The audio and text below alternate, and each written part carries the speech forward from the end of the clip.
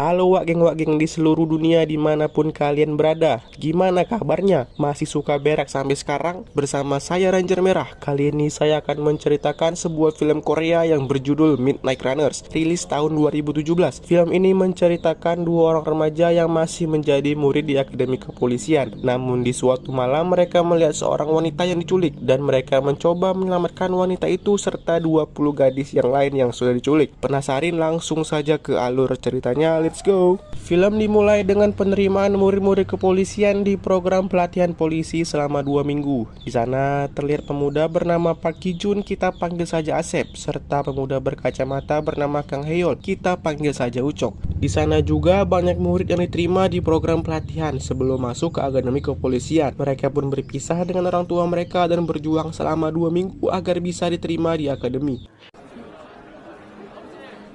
Oke. Mereka pun melakukan pemotongan rambut. Setelah itu mereka diberi arahan oleh profesor yang agar mereka bisa mengikuti pelatihan itu dengan baik dan tidak ada yang tidak lolos, karena sebelum mereka hanya ada 4 orang yang tidak lolos dari 96 siswa. Mereka melakukan kegiatan seperti pelatihan polisi pada umumnya, pelatihan fisik dan tenaga dengan cara push up, jalan jongkok, dan berguling.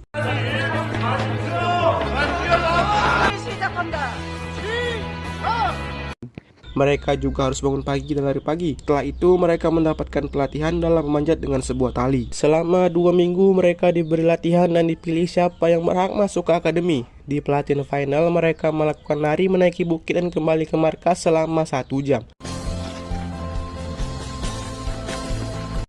Ucok yang sangat semangat pun berlari dengan sangat kencang sampai dia terjatuh dan kakinya terkilir. Dia meminta bantuan sama murid lain yang lewat, namun tidak ada yang mau membantunya sampai Asep lewat. Dia mau tidak mau membantunya karena diiming-imingi akan diberikan daging Korea.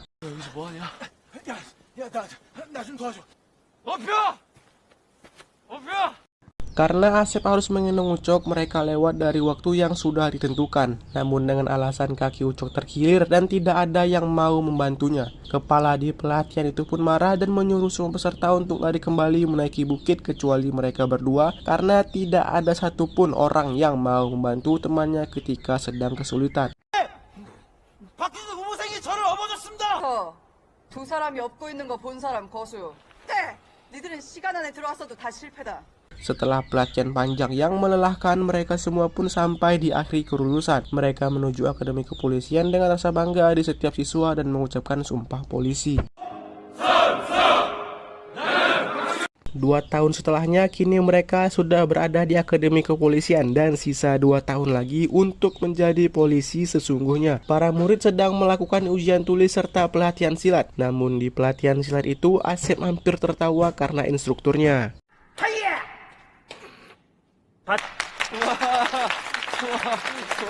Malamnya mereka minta izin kepada profesor untuk keluar dari akademi, berniat untuk jalan-jalan pergi menuju ke sebuah klub malam untuk mencari kekasih. Sampai di sana mereka berdua begitu heboh dengan keadaan klub, dan bertepatan dengan mereka ada artis yang datang ke sana. Mereka pun mencoba mendekati gadis-gadis untuk bisa memacarinya. Namun dengan segala usaha dan upaya, tidak ada satu gadis pun yang mau dengan mereka. Ucok yang sempat berdansa dengan seorang gadis pun juga tidak bisa mendapatkannya karena gadis itu telah punya pacar. Mereka keluar dari klub itu dan berniat kembali untuk ke akademi. Namun ada kesempatan terakhir untuk mereka. Muncul seorang gadis cantik berjaket pink lewat di depan mereka. Dengan rasa gembira mereka mengikuti gadis itu.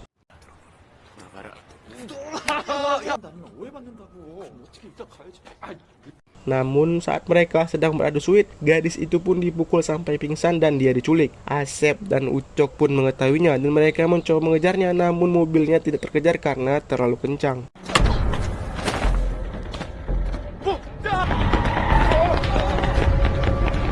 Mereka langsung menuju kantor polisi terdekat untuk melaporkan penculikan. Namun semua polisi ditugaskan untuk mencari seorang anak gubernur yang hilang dan harus mengesampingkan tugas lain. Karena hal itu Asep dan Ucok pun mencoba untuk menyelamatkannya.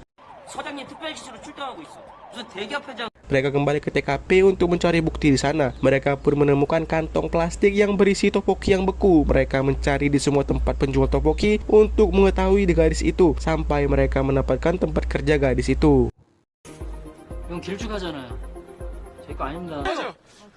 아 그러면 혹시 집 Ya, ternyata gadis itu bekerja di sebuah tempat ilegal dan Ucok lah yang harus masuk ke dalam sana karena kalah sweet, dan Asep menjaga di luar. Asep menjaga sambil makan mie di supermarket yang ada di seberang. Tapi tiba-tiba ada mobil polisi yang patroli dan berhenti di tempat itu. Asep pun langsung panik. Dia mengalihkan perhatian polisi dengan mengejek para polisi agar tidak masuk ke dalam dan membuat polisi itu mengejarnya. 술 취한 것 같은데.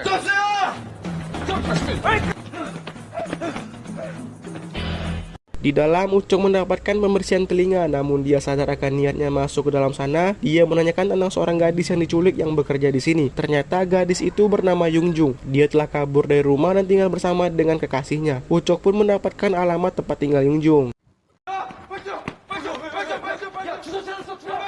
Kini mereka sampai di rumah Yungjung bersama dengan kekasihnya. Saat mereka datang ke sana, ada seorang pria yang membuka pintunya. Itu adalah pacar dari Yungjung. Namun pria itu tiba-tiba kabur dan mereka berdua pun langsung mengejarnya. Mereka mencarinya sambil berpencar. Saat sampai di sebuah tempat parkir, Ucok hampir saja ditikam dari belakang oleh pria itu. Untungnya, dia masih mampu menangkisnya menggunakan silat yang diajarkan oleh instruktur di akademi, dan mereka pun menahannya.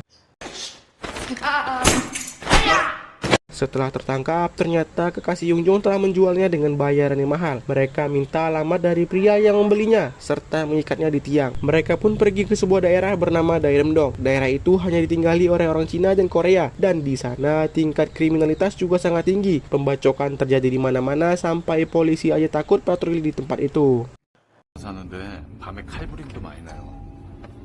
Mereka pun sampai di sebuah restoran dari alamat penculikan Yungjung. Asep nelpon penculiknya menggunakan ponsel dari kekasihnya Yungjung. Ternyata orang itu pun ada di sana. Namun penculik itu menelpon kembali dan mereka ketahuan karena ponselnya berdering.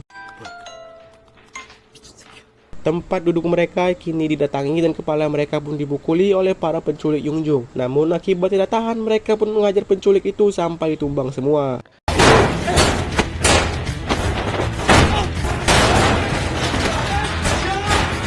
Saat semua penculik sudah tak berdaya, Asep menanyakan tempat Yungjung disandra. Setelah mendapatkan tempatnya, mereka berjalan menuju sebuah ruko di mana Yungjung berada. Ternyata semua tempat itu telah diisi oleh gadis-gadis muda yang mereka culik dan akan mengambil setelur untuk dijual kembali kepada pasangan yang tidak bisa hamil. Karena di tempat itu terlalu banyak gadis dan ruangannya terkunci, mereka hanya bisa membawa satu gadis terlebih dahulu untuk menuju ke rumah sakit karena kondisi gadis itu sedang demam.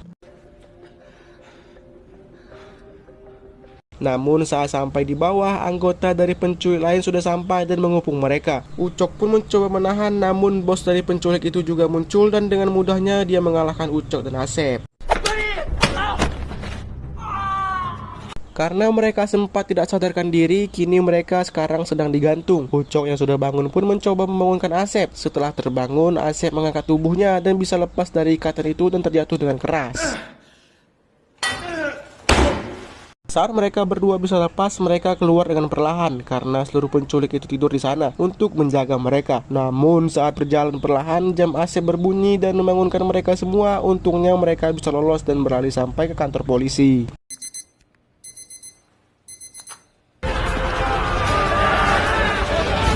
Di kantor polisi, mereka melaporkan tempat persembunyian penculikan gadis-gadis muda. Namun polisi yang sedang bertugas pun tidak peduli dan mengira mereka pemuda yang sedang mabuk. Akibat kesalahpahaman itu, mereka berdua pun ditahan sampai mereka menelpon profesor untuk datang ke sana. Setelah bebas, mereka berdua mengajak profesor untuk datang ke tempat penyimpanan gadis-gadis yang diculik. Namun gadis-gadis itu sudah tidak ada di sana. Ternyata para penculik itu pun sudah memindahkan mereka ke tempat yang lain. Profesor pun tidak mengizinkan mereka untuk menyelidiki kasus ini dan harus diserahkan ke pihak kepolisian. Namun penyelidikan baru bisa dilakukan kurang lebih 1 bulan karena para polisi juga masih mempunyai tugas yang lain. 지금 맡고 있는 수사가 한 달 후에 끝나요. Mereka pun tidak terima karena hal itu terlalu lama. Saat sampai di akademi, mereka menelpon kepala di pelatihan dahulu untuk mencari kendaraan dengan nomor plat yang tidak terdaftar. Dengan alasan teman Asep telah terdampak mobil itu, mereka juga melakukan persiapan fisik serta meminjam senjata seperti tongkat, pistol listrik untuk melawan para penculiknya.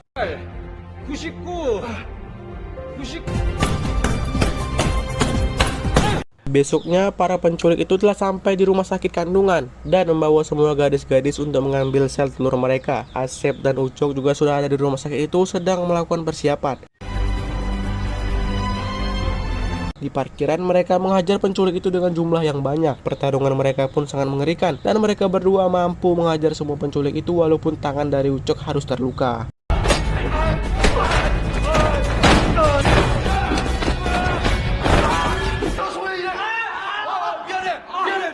Mereka pun menaiki lift menuju ruangan operasi karena dokter akan mengambil sel telur dari Yungjung. Namun mereka dihadang oleh bos penculik. Dengan persiapan fisik dan senjata mereka juga sangat kewalahan melawannya. Namun dengan rasa pantang menyerah, mereka akhirnya bisa menumbangkan dan memborgolnya.